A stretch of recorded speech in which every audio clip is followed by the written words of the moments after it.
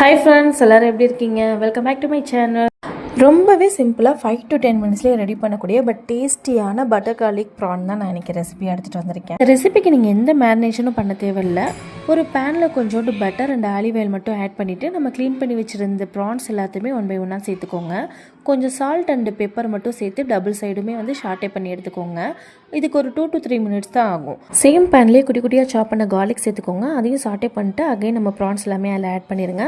இப்போ pepper, ஆரகனோ and chilli flakes எல்லாம் add பண்ணிவிட்டு 2 சைடும் நல்லா பரட்டி விட்ருங்க.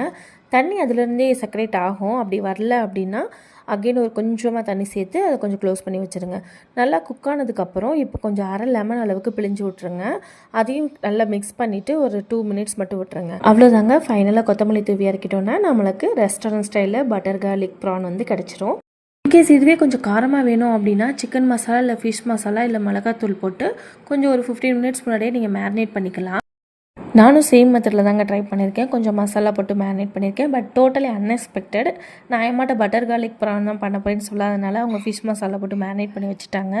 பட் டேஸ்ட் அல்ட்டியாக இருந்ததுங்க. நம்ம ஒரு மசாலாக்கு ஏற்ற மாதிரியும் அதில் பட்டர் நல்லா இன்ஃப்யூஸ் ஆகி எனக்கு டேஸ்ட்டு ரொம்பவே பிடிச்சிருந்தது. நான் பண்ண ப்ரான்லேயே இதுதான் எனக்கு ரொம்ப பிடிச்ச ப்ரான்னு சொல்லுவேன். எப்படி இருந்ததுன்னு கமெண்ட் பண்ணுங்கள் ட்ரை பண்ணிங்கன்னா. தேங்க்யூ ஃபார் வாட்சிங் கைஸ்.